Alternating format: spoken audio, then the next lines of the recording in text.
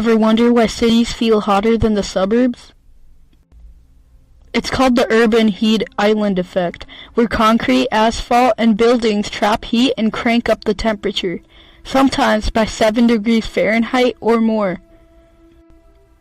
No trees, no shade, just a giant oven made of sidewalks. And guess who gets hit the hardest?